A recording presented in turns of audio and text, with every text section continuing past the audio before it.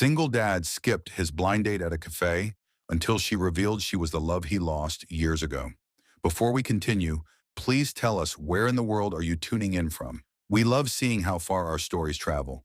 Caleb Morrison sat at a corner table inside Blue Moon Cafe on December 20th at 6:45 in the evening, pretending to look at his phone while actually planning the exact words he'd use to apologize and leave the second his blind date arrived.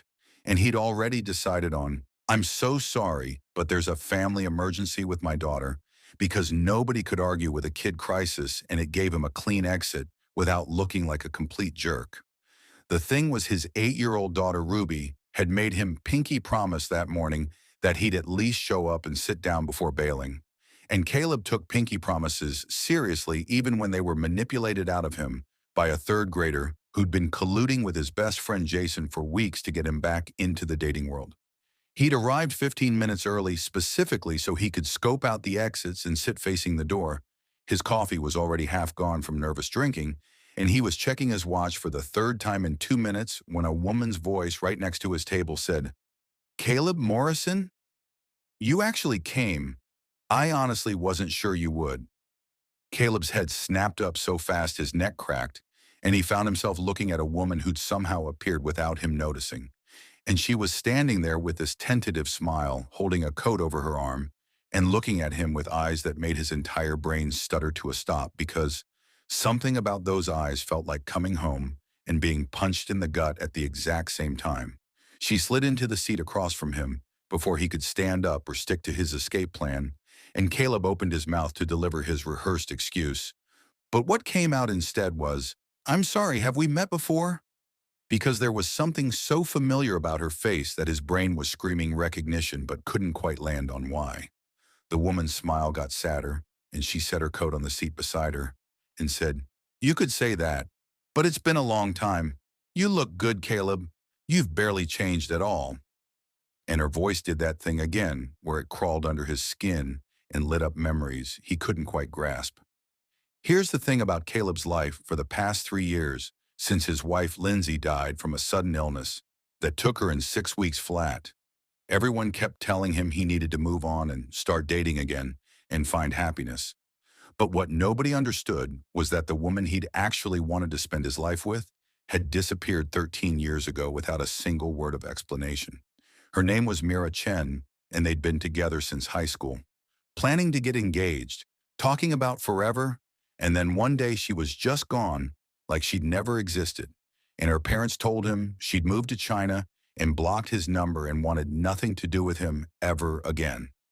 Caleb had searched for her for 2 solid years, called every mutual friend, drove past her parents' house 100 times, checked social media obsessively, and then eventually he'd given up and married Lindsay, who was kind and safe, and knew from day one that she was his second choice, even though neither of them ever said it out loud.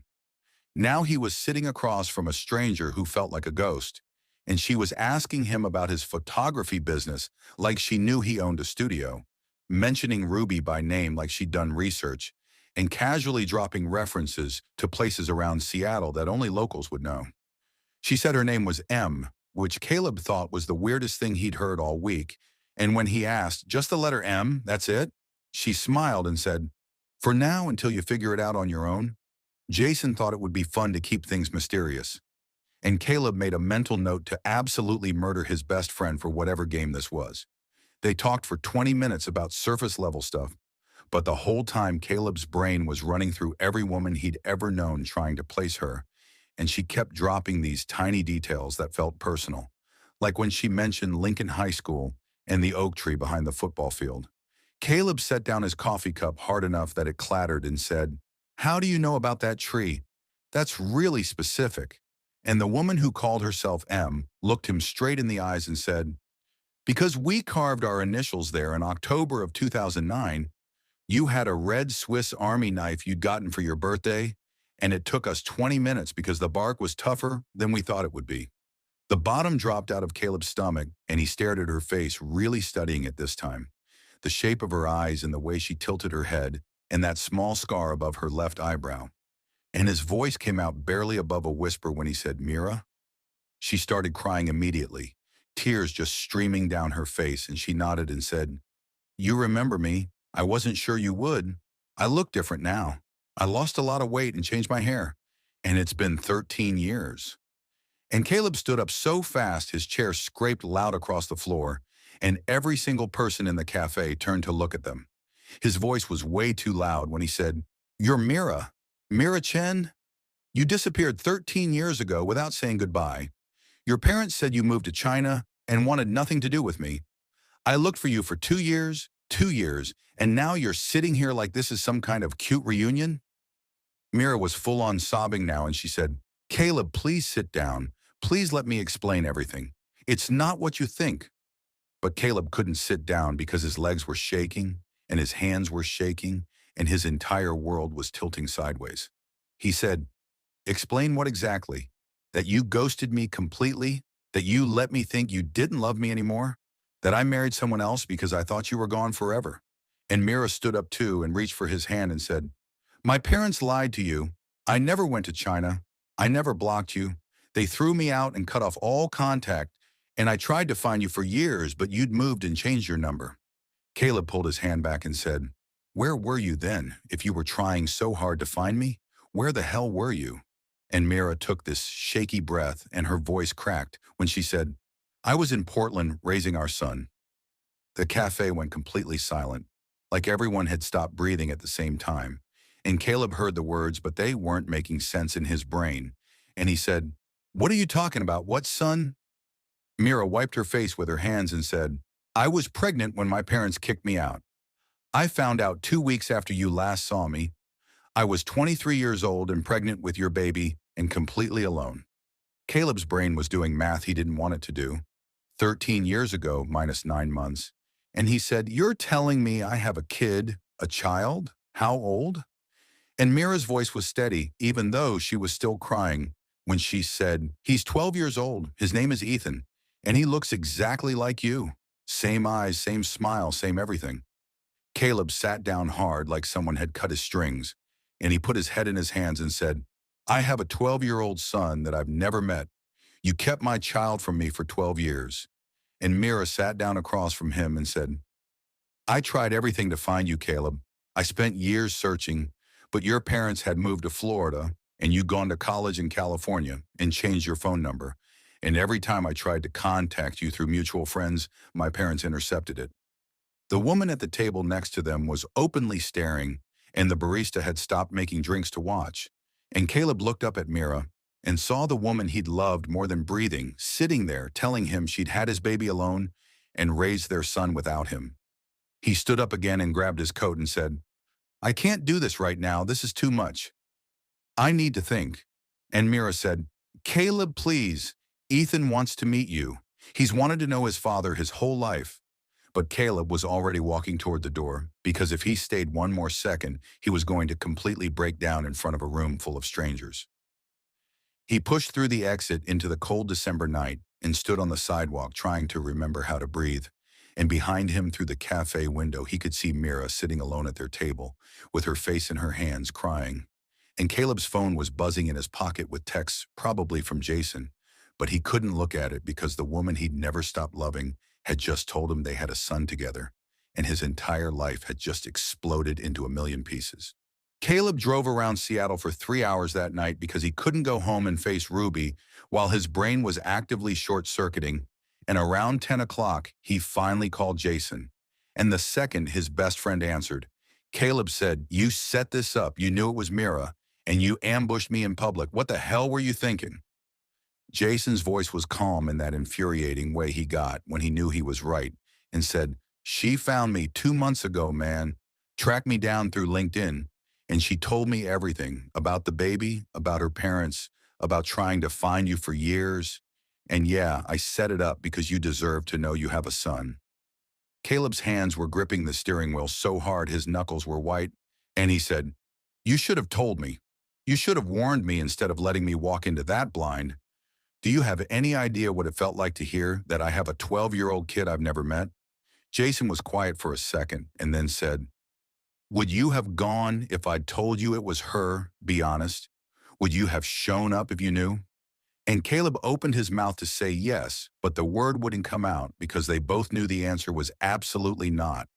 He would have run the other direction and blocked everyone's numbers. He hung up on Jason and sat in a grocery store parking lot until midnight, trying to process the fact that somewhere in this city, there was a kid who had his DNA, his face, his blood, and Caleb had missed everything, the first word and the first step in 12 years of birthdays. When he finally went home, Ruby was asleep at the neighbor's house where she stayed when he had evening plans, and he picked her up and carried her to their house and put her to bed still in her clothes because he couldn't handle the normal routine when his life had just been turned completely upside down. He couldn't sleep, so he pulled out the box he kept in the back of his closet, the one filled with photos from high school that he'd never thrown away, even though Lindsay had asked him to. And he sat on his bedroom floor at 2 in the morning, looking at pictures of himself and Mira when they were 17 and 18 and invincible. There was one from her 18th birthday where they were kissing on the pier, and one from his graduation where she was wearing his cap, and the last photo in the stack was from the day before she disappeared, both of them at Gasworks Park with the Seattle skyline behind them. And Mira's hand was on her stomach in the photo, and Caleb realized with a sick feeling that she'd probably already known she was pregnant. Ruby found him at 2:30 sitting there, surrounded by old photographs, and she said, "Daddy, why aren't you sleeping? Who's that lady?" In that sleepy, confused voice kids get, and Caleb pulled her onto his lap and said, "This is someone Daddy loved a really long time ago before I met your mom. Her name is Mira." And Ruby touched the photo and said, "She's pretty. Is she the lady from your date tonight?" Caleb nodded because apparently his 8-year-old was some kind of detective. And Ruby said, "Why do you look so sad? Did something bad happen?" And Caleb said, "She told me some news that changes everything, baby. But we'll talk about it tomorrow, okay?" Meanwhile, across town, Mira was sitting in her small apartment in the Fremont neighborhood with her 12-year-old son, Ethan. And he'd waited up even though it was past 11 on a school night because he needed to know if his mom had actually gone through with seeing his dad. Ethan said, "Did you talk to him? Did you tell him about me? What did he say?" And Mira was still crying 3 hours after Caleb had walked out. And she said, "I told him, sweetheart, and he was shocked and hurt, and he needed time to process. But yes, he knows about you now." Ethan's whole face fell, and he said, "Does he hate you? Does he hate me? Does he even want to meet me?" And Mira pulled him close and said, "He could never hate you. Any man would be lucky to have you as a son. He just needs time because this is a lot." What Mira didn't tell Ethan was the full story of those 13 years. How her traditional Chinese parents had found the pregnancy test when she was 23 and given her two choices, abortion or disownment. And when she'd refused to end the pregnancy, they'd literally thrown her out with one suitcase and cut off all contact. She tried calling Caleb for weeks, but his number was disconnected because he'd switched phone carriers. And when she went to his apartment, the landlord said he'd moved out to go to college in California. And every time she tried to reach him through old friends, her parents somehow intercepted the messages and destroyed them. She'd ended up in Portland completely alone and 7 months pregnant, working 3 jobs to afford a studio apartment. And she'd given birth to Ethan with no one in the delivery room except the nurses. And she'd spent the next 12 years building a life from absolutely nothing while getting her degree in physical therapy at night school. Every year on Ethan's birthday, she'd tried one more time to find Caleb, but he'd moved around for work and gotten married and had a daughter, and by the time she finally tracked him down through a photography award he'd won online, his wife had just died, and Mira had waited 6 months before reaching out because showing up right after someone's spouse dies felt predatory and wrong. That night, Mira sat down and wrote an 8-page letter explaining everything in detail. Every year she'd searched for him, every attempt her parents had blocked, every milestone Ethan had hit that Caleb had missed through no fault of his own. She included photos of Ethan at every age, baby pictures where the resemblance to Caleb was almost shocking, and recent photos of him at 12 holding a camera because he wanted to be a photographer, just like the father he'd never met. At the bottom of the last page, she wrote, "I'm not asking for money or child support or anything except a chance. Ethan deserves to know his father, and you deserve to know your son. I never stopped loving you, but I understand if you can't forgive this." She drove to Caleb's photography studio at 6 in the morning, and slid the envelope under the door. And then she sat in her car in the parking lot for 20 minutes, crying before driving home. Caleb got to his studio at 8 and found the thick envelope on the floor, and it took him 45 minutes to read the whole thing sitting alone at his desk. And when he got to the photos of Ethan, he actually had to put his head down on the desk because the kid looked exactly like Caleb's childhood photos. Same dark hair, same crooked smile, same everything. There was a recent picture of Ethan at 12, holding a film camera with a note on the back that said, "He wants to be a photographer like his dad. He doesn't know I've been following your career for years. He thinks it's just a coincidence you both love cameras." And Caleb broke down completely because while he was teaching Ruby to hold a point and shoot, his son was learning the same thing 3 hours away without him. He got in his car and drove straight to Mira's parents' house because 13 years of rage was bubbling up and he needed answers. And when Mr. Chen opened the door, Caleb didn't even say hello. He just said, "You told me she went to China. You said she wanted nothing to do with me. You destroyed my life and hers, and you kept me from my son." Mr. Chen's face was cold when he said, "We don't have a daughter anymore. She made her choice." And Caleb said, "She was pregnant and 23, and you threw her out like garbage. I would have married her. I would have been there for everything if you hadn't lied." Mrs. Chen appeared behind her husband and said, "You weren't good enough for our family. Not Chinese, no prospects, no future. We did what was best." And Caleb said, "Best for who? Because your daughter raised my son alone in poverty while you sat here pretending she didn't exist. And now I have a 12-year-old I've never met because you decided you knew better than everyone else." Mr. Chen started to close the door, and Caleb put his hand up to stop it and said, "Ethan exists whether you acknowledge him or not, and he's my son. And you don't get to be grandparents after what you did. You lost that right 13 years ago." He left feeling both furious and weirdly clear-headed, and he texted Mira from the car. "I read the letter, all 8 pages. I saw the photos. I need to meet him. I need to meet Ethan as soon as possible." Mira responded in 30 seconds flat. "Whenever you want, wherever you want, however you need to do this, just tell me and we'll be there." Caleb typed back, "Tomorrow, the pier where we used to meet, just you and me and him, is 3 o'clock, okay?" And Mira sent, "We'll be there, Caleb, thank you. Thank you for giving us a chance." The next day, December 22nd, Caleb showed up at the pier 15 minutes early and paced the same 10-foot stretch of boardwalk about 100 times. And at exactly 3 o'clock, he saw them walking toward him, Mira holding the hand of a tall, skinny kid with shaggy dark hair and glasses and a camera hanging around his neck. When they got close enough, Mira said, "Ethan, this is Caleb Morrison, your father." And the kid looked up at Caleb with eyes that were identical to the ones Caleb saw in the mirror every morning. And Ethan's voice cracked when he said, "Hi, it's really good to finally meet you." Caleb knelt down so they were eye level and said, "Hi, Ethan. I don't even know where to start except to say that if I had known about you, nothing would have kept me away, not distance or time or anything. I would have been there from day one." Ethan said, "Mom told me you didn't know until 2 days ago. She said it wasn't your fault." And Caleb said, "It wasn't hers either. This whole thing is just a tragedy of bad timing and worse people. But we're here now, and I want to know you if you'll let me." They sat on a bench and talked for an hour while Mira gave them space, and Ethan showed Caleb the photos he'd taken, and they were actually good, real artistic talent. And Caleb said, "You definitely got this from me. I'd love to show you my studio sometime if you want." And Ethan's whole face lit up, and he said, "Really, could I come this week?" Walking back to the parking lot, Mira and Caleb finally had 2 minutes alone while Ethan walked ahead, and Caleb said, "I need time to process everything, the sun and the years and all of it. But I want to be in his life. I want to be his father if you'll let me." And Mira said, "That's all I've wanted for 12 years. Take all the time you need." They were standing close enough that Caleb could smell her perfume, and it was the same one she'd worn in high school. And he said, "I was married, Mira. I have a daughter. This is so complicated."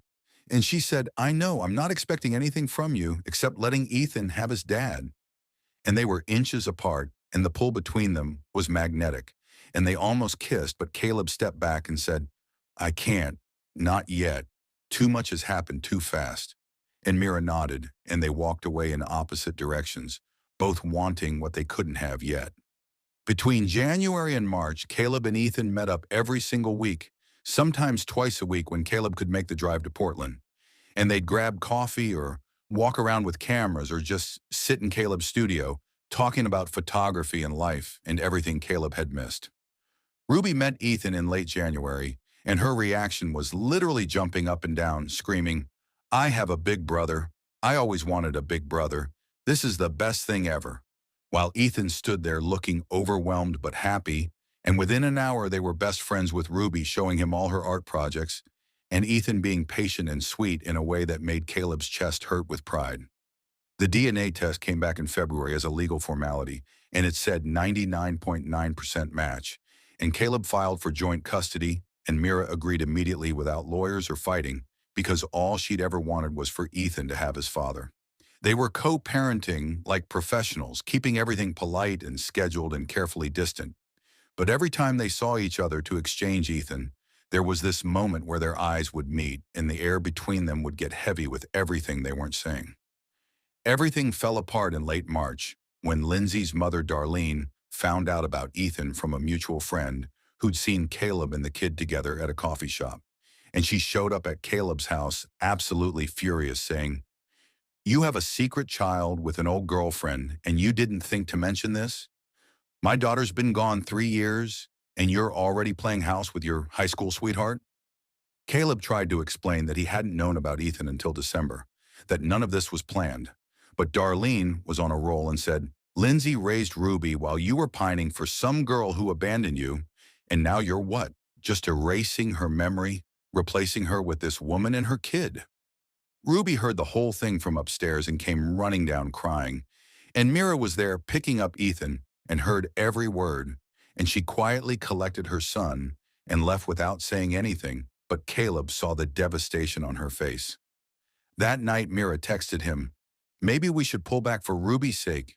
You can see Ethan whenever you want, but maybe we keep our distance otherwise. Co-parent without the complication of whatever this is between us." And when Caleb called her, she said, "Your mother-in-law's right. Ruby needs stability, not chaos from my past. We can do this without making it weird." They spent the next 6 weeks doing exactly that, only communicating about logistics and schedules, and both of them were absolutely miserable, but pretending they were fine. The kids noticed immediately, because kids always do. And in mid-April, Ruby cornered Caleb in the kitchen and said, "Daddy, why don't you talk to Mira anymore? You used to smile when she was around, and now you just look sad all the time." Caleb tried to explain that it was complicated, and Ruby climbed into his lap and said, "Mommy told me something before she died, and I think I need to tell you now." Caleb's whole body went tense, and he said, "What did Mommy say, baby?" And Ruby looked at him with those serious 8-year-old eyes and said, "She told me you were always a little bit sad even when you smiled, and she knew why. And she said after she was gone, you should find the person who makes you really, really happy. Not just okay happy, but like the kind of happy where you can't stop smiling." Caleb felt tears running down his face, and Ruby kept going. "She said it was okay to love someone more than you loved her. She said she wanted you to be really happy. And Daddy, Mira makes you really happy, I can tell." That same week, Ethan had almost the exact same conversation with Mira, telling her, "Mom, you've loved him my whole life. I've seen the photos you kept hidden in your closet, the ones from high school, and you look at him the same way people in movies look at each other."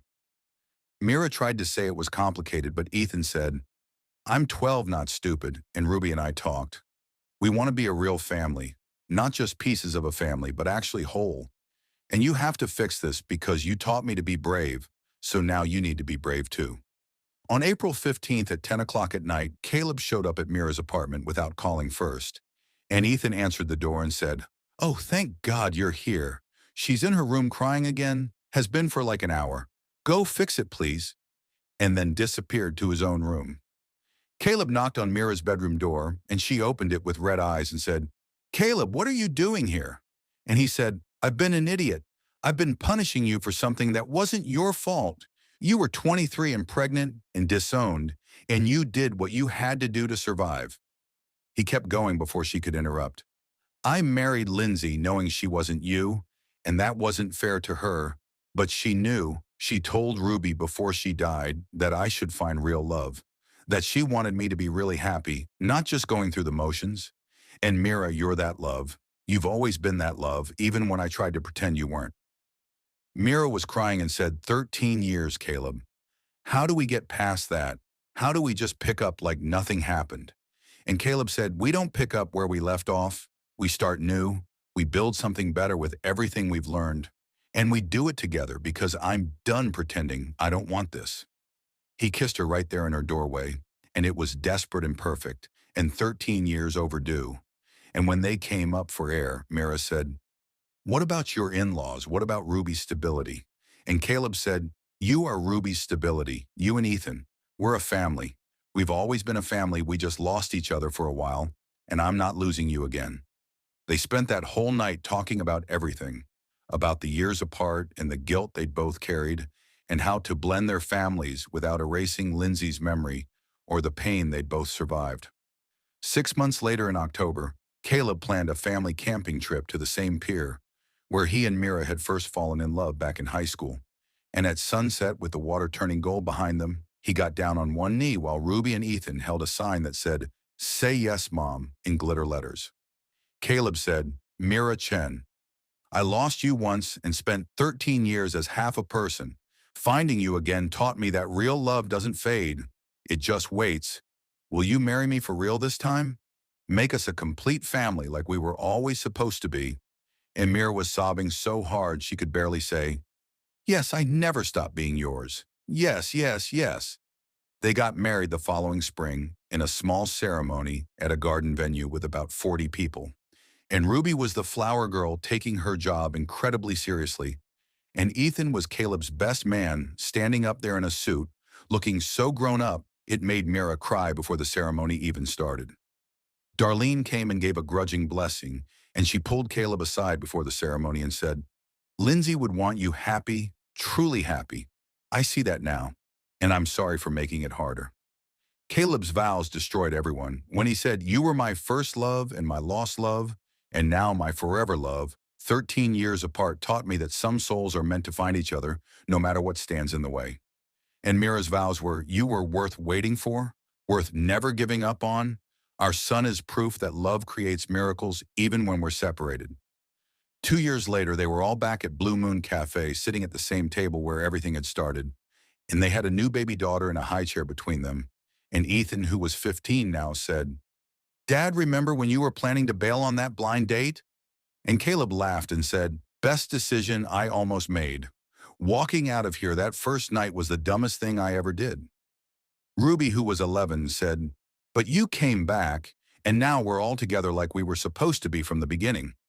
And Mira reached across the table and took Caleb's hand and said, 13 years apart, but it led us exactly here, to this moment, this family.